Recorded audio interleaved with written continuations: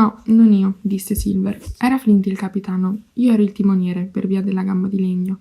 La stessa bordata in cui io persi la gamba, il vecchio Più perse la vista. Fu un signor chirurgo quello che mi amputò la gamba, con una bella laurea e tutto in regola, una citazione in latino dopo l'altra e non so che altro. Ma venne impiccato come un cane, a essiccare al sole come tutti gli altri, al corso Kessel. Erano gli uomini di Roberts questi qua, tutto perché cambiarono nome alle loro navi, Royal Fortune e cose del genere. Ora, io dico, se una nave è stata battezzata in un certo modo, lasciatela così. Così è stato per la Cassandra, che ci riportò tutti a casa sani e salvi da Malabar, dopo che England ebbe catturato la nave del viceré delle Indie. Così è stato per la vecchia Walrus, la vecchia nave di Flint. Io quella nave l'ho vista così inzuppata di sangue e carica d'oro che a momenti affondava. Ah, esclamò un'altra voce, quella del marinaio più giovane a bordo, evidentemente piena di ammirazione. Era il fiore della compagnia, quel Flint. Davis pure era un uomo a detta di tutti, disse Silver. Non ho mai navigato con lui, prima con England, poi con Flint. Questa è la mia storia. E adesso qui, diciamo così, per conto mio. Ne ho messi da parte 900 con England e 2000 con Flint. Non è male per uno della ciurma, tutto al sicuro in banca. Non è quanto uno guadagna, ma quanto risparmia a fare la differenza, puoi scommetterci. Dove sono ora tutti gli uomini di England? E chi lo sa? E quelli di Flint? Beh, i più sono qui a bordo e contenti se gli danno il budino. Fino a poco fa, certi dovevano chiedere l'elemosina. Il vecchio Più, che cieco com'era avrebbe dovuto avere un po' di ritegno, spendeva 1200 sterline l'anno come un lord del Parlamento. E dov'è ora? Ecco, ora è morto e sepolto. Ma prima, per 2 anni, mi venisse un colpo. Quell'uomo era ridotto alla fame, chiedeva l'elemosina, rubava, sgozzava la gente e moriva lo stesso di fame. Santi numi. Beh, non vale la pena allora, disse il giovane marinaio. Non vale la pena per i fessi, ci puoi scommettere. Né questo né nient'altro, esclamò Silver. Sta a sentire però, tu sei giovane, certo, ma sei furbo come una volpe. L'ho capito appena t'ho visto e ti voglio parlare da uomo a uomo. Potete immaginare come mi sentii all'udire questo abominevole vecchio mascalzone adularlo con le stesse parole che aveva usato con me. Se avessi potuto, credo che l'avrei uccisa attraverso il barile. Intanto continuava, senza immaginare che ci fosse qualcun altro ad ascoltare. Senti com'è con i gentiluomini di Ventura. Fanno una vita dura e rischiano la forca, ma mangiano e bevono come galli da combattimento. E alla fine di una crociera in tasca mica hanno 2 spiccioli, ma che, centinaia di sterline hanno. Certo, per lo più se ne vanno tutti in rum e un po' di bella vita, poi di nuovo in mare, con addosso solo la camicia.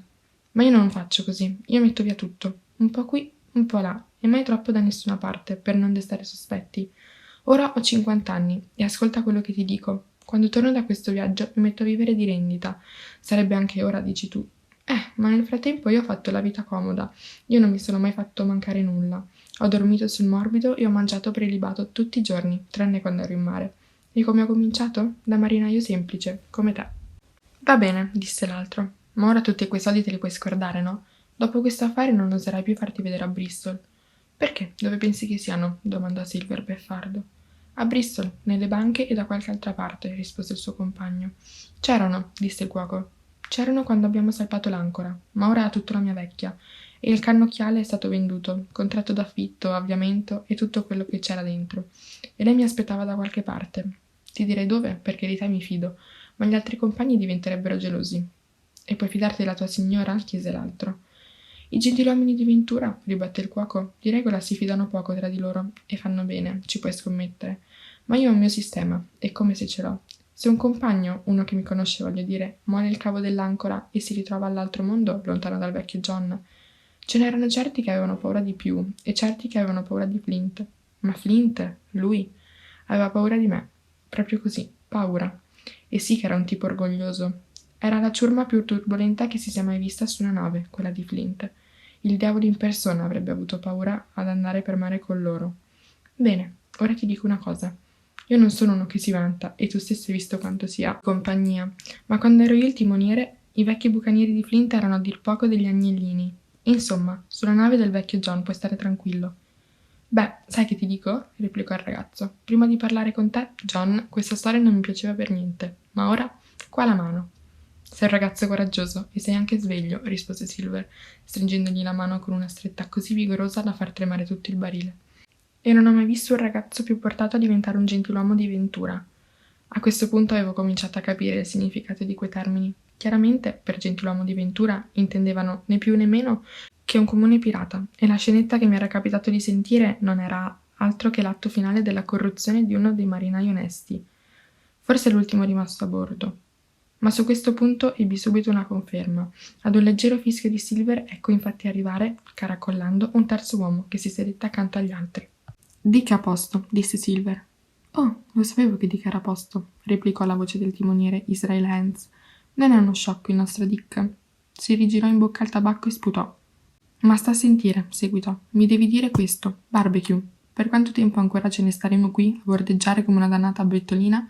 Ne ho abbastanza del capitano Smollett. Ne ho fin sopra i capelli, tuoni e fulmini. Non ne posso più di farmi maltrattare così. E poi voglio entrare in quella saletta. Voglio i loro sottaceti e i loro vini e tutta quella roba lì. Israel, disse Silver, il tuo cervello non è granché, e non l'è mai stato, ma spero che almeno l'udito ti funzioni. Se non altro, hai le orecchie abbastanza grandi. E allora, senti quello che ti dico. Dormirai negli alloggi dei marinai e farai questa vita dura, e parlerai rispettosamente e ti terrai sobrio, finché non lo dico io. E su questo, figliolo, ci puoi scommettere. Beh, e chi ha detto niente? Bovonchiò il timoniere.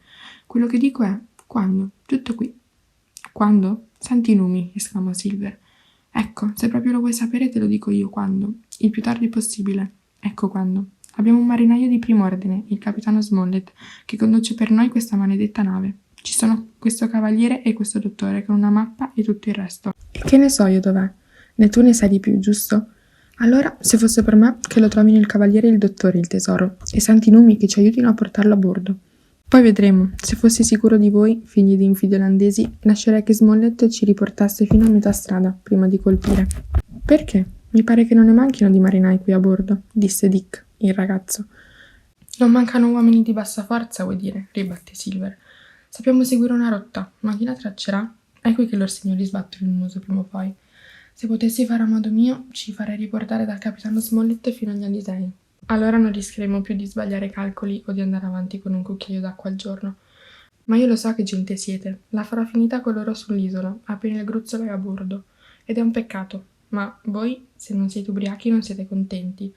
Che il diavolo mi porti. Mi sento male al solo pensiero di navigare con gente come voi. Calma, Long John, esclamò Israel. E chi t'ha detto niente?